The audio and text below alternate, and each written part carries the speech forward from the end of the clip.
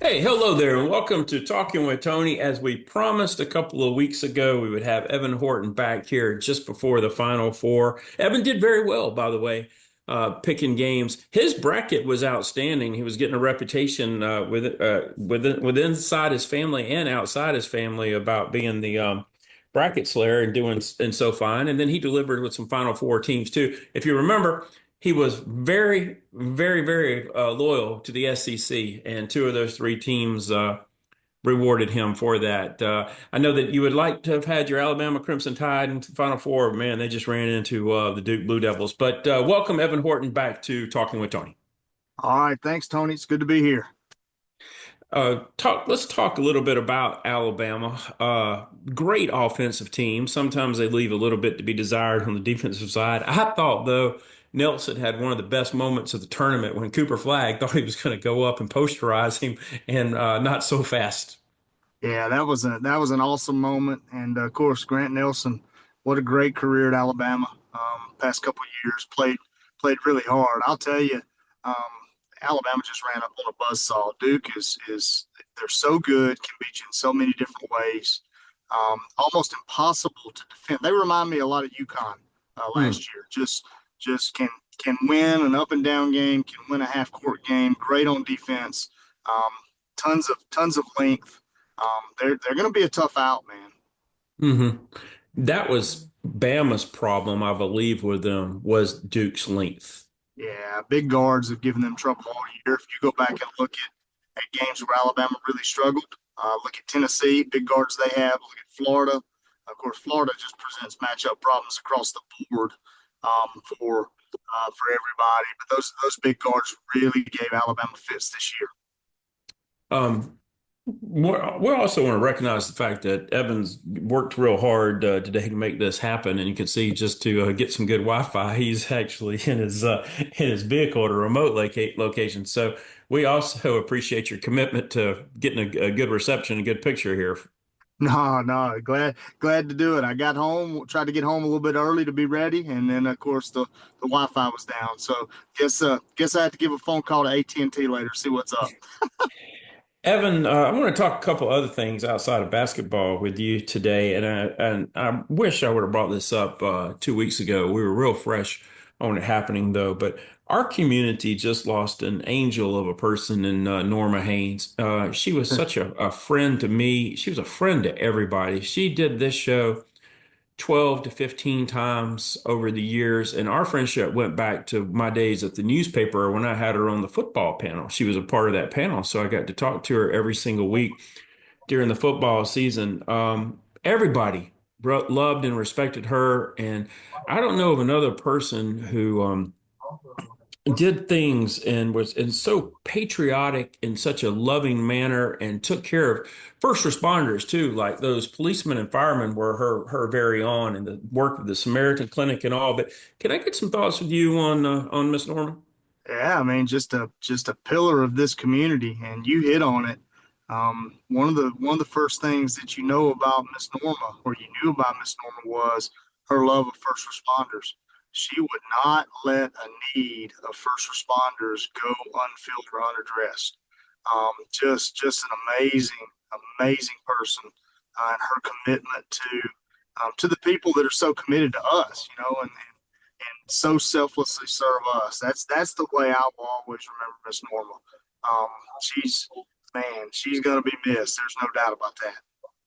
You know, I think Chip Walker would probably remember this, but before he became the Noonan High coach, when he was interviewing for it and was sort of embarrass him a little bit, but he was hiding from Sandy Creek people, basically, is what he was saying, and he was asking me about some of the people in Noonan, and I said the first person I want to introduce you to is Norma Haynes, and because she loves her community. Her book was "Home is Where the Heart Is," and she loved Noonan High School as well. She was so proud to be a Cougar.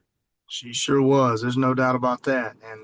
And there aren't many, but there are a lot of devoted Noonan Cougars, but not many as devoted as Miss Norma. That's for sure.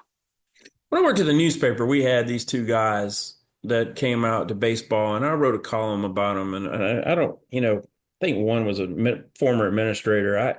This is, we're talking almost 20 years ago now that I wrote this column, but maybe a little bit more than 20 years ago. But what I wrote was that these two gentlemen would follow Noonan if they were playing a baseball game in New Jersey. I mean, they were just going to be there. And sometimes you have those kind of people in your local community that are like that. There's not necessarily a bunch of them, but they love unconditionally their high school and their community.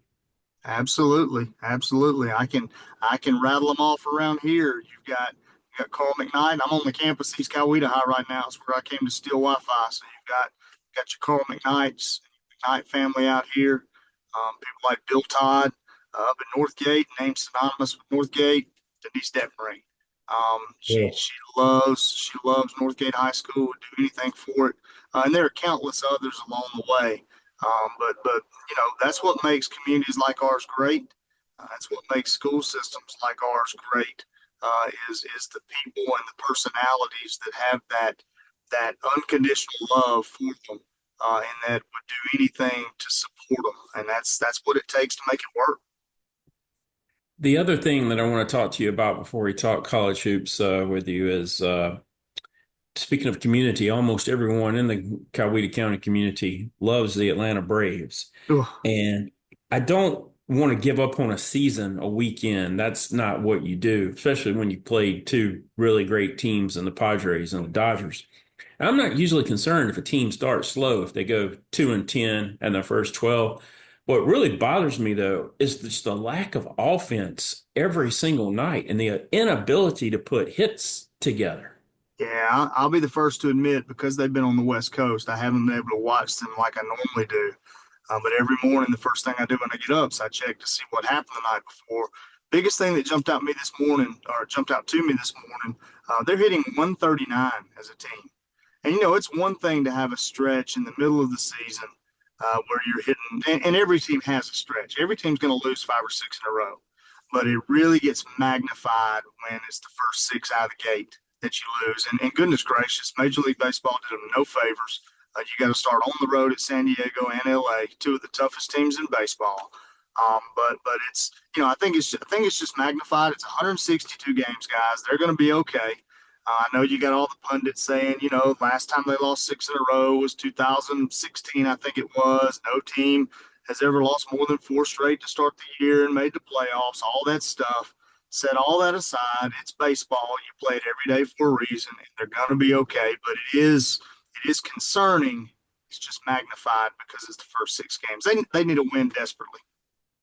And, we have to keep in mind Acuna is not in the lineup, but still, there are studs. The Austin Rileys, the Matt Olsons, Azuna. It's a little bit of a setback with Profar situation, but, Albies. I mean, there are still plenty of weapons in that lineup. And what I have found in the past, when one or two get going, usually that means about five or six are about to get going.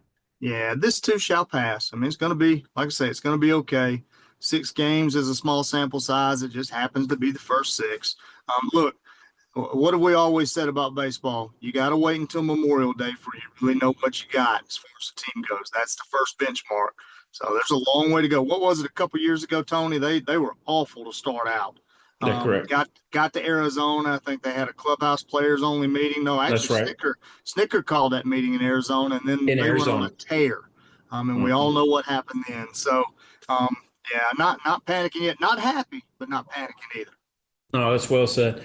And if it continues on for like two more weeks, the Bronx will ship them down those torpedo bats, and that'll get the offense going. I mean, that's insane. The talk of the torpedo bats. I'm a baseball purist, so I don't like it. But if they're not illegal, then I don't see a problem with you. I don't like it, but I don't see a problem with them using it and other teams ordering it. No, look, people have been bending the rules within the rules since the game was invented. So that gamesmanship is part of the game, torpedo bat or not. No, in my two books, Miles Fuller's nickname is Grand Theft Awesome because of his speed and his ability to be such a great defender, take balls from the outfield, make diving catches, but he steals bases. I miss small ball in baseball. I miss getting them on, getting them over, getting them in, Kenny Moore's type baseball, Greg Hamilton. type baseball. I miss putting pressure on the infield by playing hit and run and putting runners in motion. I almost think if somebody went away from these stats and all of this methods that we use now and went back to playing the kind of what we used to say National League small ball, I think it would be so much trouble on the opposing teams to have to adjust. I think they would have tremendous success. We'd have to teach these guys how to bunt because people have forgotten how to bunt. Yeah, you definitely have to do that again. And man, the DH in the National League has really changed the way the game is played, the way it's defended, and analytics have totally changed everything. It's just you know just a different world we're living in now for us people that like baseball the way it used to be. It's about home runs and missing bats. I mean, that's strikeouts and home runs is what baseball has turned out to be. Yeah, I mean, look, I didn't even know what spin rate was or any of that stuff, until a couple of years ago, and certainly didn't understand what whip and wins against replacement or all that. I mean, it's foreign to me now. And analytics. I mean, look at it. It's taken over baseball, of course. All that movement I think started in Houston a few years ago, and look what they're doing in football now. Um, you know, the computer models, and you got guys on the sideline standing with notebooks that tell you whether to go for it on fourth down in your own territory, for goodness sakes, because of what the analytics say. It's just a different world. Yeah, absolutely. Congratulations on a good first couple of weeks of predicting these basketball games. Now, look, it didn't take too many geniuses out there to take one seeds and two seeds deep in the tournament and one seeds to the Final Four, but I still think that your performance in those first two rounds were very good. Yeah, let's be honest. NIL and the transfer portal were a guy like me's best friend. The mid majors, if you really look at it, there are no mid majors now making a run because all of their players have gone to high majors to make money. So that's why I think, and just my opinion, I think that's why we saw chalk mostly hold throughout the first couple of rounds, simply because they got better players. My San Diego team put the fear into Michigan. They lost by two, and we both delivered with Drake. I thought that was an impressive pick because the game came down exactly how we predicted it would, with Drake slowing Missouri down and limiting their possessions. Yep. Uh, I I also was high on whoever was Utah State, who was playing UCLA, and UCLA ran them out of the building, but that didn't last because 48 hours later, Tennessee had done the same. What was the biggest surprise to you for the first week, if you remember that, as we went into the Sweet 16? Arkansas. Okay. For me, it was Arkansas because, I mean, they were not even middle of the pack really in the SEC for the majority of the year. Really inconsistent. Lost some, won some games they probably shouldn't have. Beat Kentucky on the road, but lost some games that they shouldn't have lost to. And they were really a surprise to me. They really were. And I mean, look, Texas Tech was good. I didn't think Texas Tech was as good. I thought they were. I didn't know they were going to make the run they made in the tournament. Let me just say that. So they surprised me a little bit too. Arkansas eliminated one of my Final Four. I was really high on St. John's and knew practically everybody in the one little bracket contest I was getting in was going to be on Florida. So I was looking for somebody who I thought might could beat Florida, and I decided that was St. John's. But you know what? That's not going to happen when you can't take care of your own business and get to the Sweet 16. That being said, with Arkansas's tremendous run, Texas Tech takes that game from them late, and then two days later, Florida comes back from nine down with 4 minutes or so to go and rescues themselves. Yeah, it's crazy. I had that game over in my mind, and then here you go. You missed two front ends of 1-and-1s, and that's the death knell for them. If they make either front end, the game is totally different moving forward, and it just goes to show the importance there. I don't know that I'll call it a total collapse. I mean, that's a high pressure moment for anybody. I mean, give Florida credit. Florida did the things they needed to do down the stretch to be able to come back and win. But down nine, that late, if they make, like I say, one front end, the whole complexion's changed. It was akin to me, and I was only 9 or 10 when NC State played Houston. But in the 1983 national championship game, NC State doesn't win that game if Houston makes free throws. Houston went 10 for 19 from the foul line, and inside the final 3 minutes and change, Michael Young, a decent foul shooter, and Alvin Franklin, a sensational foul shooter, both missed front ends of 1-and-ones. Now, it was a little bit of a bad luck for Texas Tech because you don't see 1-and-ones like you did back in those Houston days now. The only 1-and-ones that can occur are on team fouls, 7, 8, and 9 each half. And if there's a shooting foul, they're not even 1-and-ones there. But the games in the NCAA tournament are often won on the foul line, and that's where Texas Tech lost it. 100%, 100%. They played every other area. They played good enough to win. Up big late and just free throw shooting, just let them down. And look, give Florida credit. They had to make shots down the stretch. They had to make free throws down the stretch. They did that. Any Elite Eight game catch you by surprise? I was high on Houston. They were one of my Final Four. I know that you believed in the SEC, but I don't think that's a surprise to you that Houston beat Tennessee there. No, it's not a surprise at all because of the way Houston defends. Houston defends, they will get up in you and they make everything difficult on you. That's always been a trademark of Kelvin Sampson teams. If they can keep you in the 60s to low 70s, and oftentimes they do because they're so good on the defensive end, you're going to have a tough day at the office with Houston, no doubt. Let's talk about their semifinal, the one that'll be the second semifinal, the game that will be shown in prime time. Duke will be 5.5 point favorites at tip time. And just because it's in Texas at San Antonio doesn't mean Houston's going to have an enormous crowd advantage because Duke people travel and they find tickets and they will certainly be there. Now, Houston's going to be well represented as well, but it won't be the advantage that, say, Auburn had in Phillips Arena in the Sweet 16 and the Elite Eight games against Michigan and Michigan State. Michigan State champions, by the way, is what Auburn is calling themselves with those two wins. We didn't need a Michigan State Elite Eight game in Atlanta. That just would not have been good. But can Houston, because of that physical style that they play and people like Roberts down low and Sharp shooting the basketball, can that the way they play that defense, can that present problems for Duke as well? We talk about how Duke presented problems for Alabama because Duke is more than just Cooper Flagg. That cast of characters around Cooper Flagg, they all do a tremendous job of bringing out his best strengths. They complement him so well. Oh no, I think Houston can certainly give Duke problems. In the with the way that they defend and how aggressive they are, that can also hurt Houston because Duke, if you notice, how many backdoor cuts did you see against Alabama? Alabama tried to get out and be aggressive and not allow Flag and those guys to shoot over the top of them, and it backfired on them. I think it's a close game, as it should be in the semifinals. I think Houston's defense keeps them in it. But man, Duke, they can beat you in so many ways. They are so much more than Cooper Flag. I just think that ultimately Duke is probably too much. Now that I say that, Houston probably wins going away, but that's just the way life works. I got to make a pick here, but I really do, not just because they beat Alabama. Duke has shown that they can beat you in a variety of ways. I wonder how many points LJ Cryer would have to score for Houston to win. I mean, I wonder if it's between 25 and 30. Is that Yeah. even enough?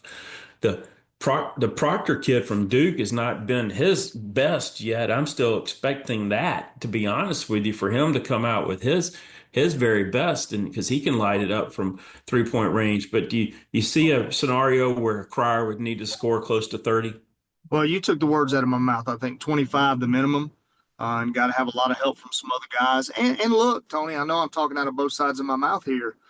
This is the same Duke team that earlier this year, Georgia Tech, you know, Georgia Tech got after them pretty good. I think they beat them earlier this year. They've had a couple of close calls, but if Duke plays like they played last weekend, they're going to be tough, man. They're going to be tough. Um, they just are. The first time Auburn and Florida played each other at Auburn, I went back and researched it. Auburn was favored by 11 and Florida Mhm. won. This time, Florida is the 2.5 to 3 point favorites, according to what outlet that you look at. That's a swing of 13 and a half. 14 points. That's a lot, to me. I mean, now look, Auburn was playing unbelievable at the time when they met Florida, and everyone can say, they're not playing that way now, and they're probably correct. Auburn does not value the basketball. They're going to have to do that against Florida. They're going to have to play under control and value the basketball and rebound better.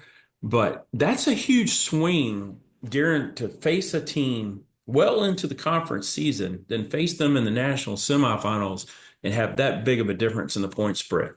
Yeah, it is, but Florida earned that respect by going into Neville and beating Auburn pretty handily. Um, I think when you look at Vegas putting a line on something, um, that's got to play into it. The other question, the big question, you know what I'm about to say, Janai Broome. How healthy is he? You hadn't heard a lot from down in the plains this week, or you may have heard a lot more than me. He was dragging that daggone right arm last time I saw. What was it? Coming out of the hotel or in the airport, whenever it was, you could see that thing dragging. So that to me, if he's not healthy, it's a whole different ball game. Well, he's not, completely healthy because he hadn't practiced, Yep. and that's very telling. And they left today, and we're filming this on Wednesday. Yep. It's concerning, and the kid really hasn't been healthy since he got hurt earlier in the year. You can Yeah. see that he's not as aggressive and doesn't push off because I don't think he can push off without just immense pain and trusting it. And I think it's a big issue, Yeah. and I don't know who else can do what Broome can do because he was special in that game against Michigan State in the Elite Eight. 100% he was. And the answer to your question, no one can do what he does. He's that good. Thank goodness, that it is his left, or excuse me, it is his right hand. He's a lefty. Hmm. So that at least gives him a potential opportunity, I think, to play. Like he came back in the game, even if he's window dressing, his presence on the floor, um, it benefits Auburn tremendously, both emotionally and if he's out there, you better game plan for him, and you better respect his presence on the floor. With that being said, man, that's the $1 million question. If he's healthy, I think this one's a toss up. Um, if he's not, it certainly swings wildly toward Florida because Florida beat him when he was, moderately healthy Hmm. early in the year. So, Auburn has lost its three-point shooting. Three-point shooting for Auburn was so good earlier in the year, and now they're so inconsistent. And now we're about to go into people can call it a big arena. It's really a football stadium. That's what we yep, can now, go into. And, in the past, teams have struggled in those huge stadiums shooting the ball from outside as well. Miles Kelly is not the same. Chad Baker Mazara is certainly not the same. Pettiford has struggled. In fact, Auburn had four guys at one time earlier this year that were shooting over 90% from the foul line. And that's amazing in itself, and it puts them in a great position at the end of the game. They're still shooting between 80 and 90. Denver's over 90, but that to me is phenomenal stat. But there's some of those guys like Pettiford are missing a lot of free throws. He missed two against Alabama in real clutch time against Alabama at Auburn. Are you concerned for these teams that rely on the three with the going into these big stadiums? well, yes and no, because these teams that rely on it, it's kind of like you mentioned with your baseball analogy earlier. One guy gets hot, next thing you know, a team makes 25 in a game, like we saw last week. The problem with that is the next night, oftentimes, what happens? You can't hit the broadside of a barn. So I think Auburn is probably due to have a much better 3-point shooting performance than we've seen over the last few weeks. I will say, to your point about playing in a football stadium, I've seen a lot of basketball games in places like the Georgia Dome, the Superdome. The background is very different. But one thing that after a little bit of time there, you realize basketball's basketball. The rim's still going to be 10 feet high. So great players make that adjustment. No doubt. Okay, so it's time for you to decide who goes to the finals. So, in the first game is Auburn and Florida, and will not hurt my feelings if you go with the Gators. It's going to sound odd because I don't really want to do it, but um, and it's going to sound odd because I don't want to pick against Auburn. I'd love to see Auburn go to the finals.